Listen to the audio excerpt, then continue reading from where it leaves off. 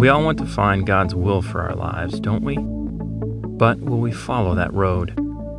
This story starts in '97, when May and I spent a year doing a student exchange in France.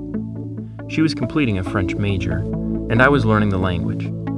It was an amazing experience, but it was really hard for me to be so far from home. When we returned to the States for jobs in IT, I even told May, I am not going back. Unless God clearly calls us. I mean, hit me over the head clear.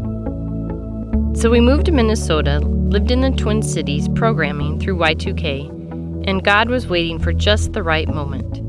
It was during this time that we crafted a mission statement together. We printed and signed it, and it still sits in our filing cabinet under official documents.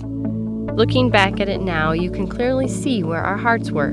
It was all about serving and following Jesus together, desiring to have an impact on those around us for eternity, and keeping our lives simple to remain available to Him. But were we really open to doing what He asked? There was still a significant gap between my head and my heart, and my willingness to follow was about to be tested.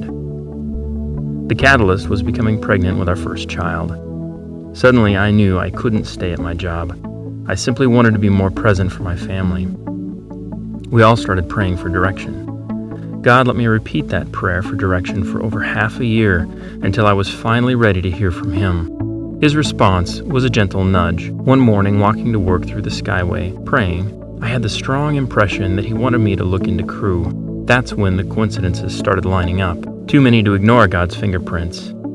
Like pieces of a puzzle falling into place, that little nudge became a strong enough call to convince us to leave our jobs, sell our house, and take our young family to France.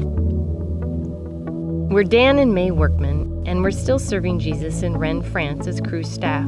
Our sons Silas and Ephraim have grown up here, which is both a blessing and a sacrifice for our family. The compelling need for the gospel in France keeps us here, and we see the Lord working in encouraging ways. Thanks for listening to our story. To find out more, check out workmanrumpus.com.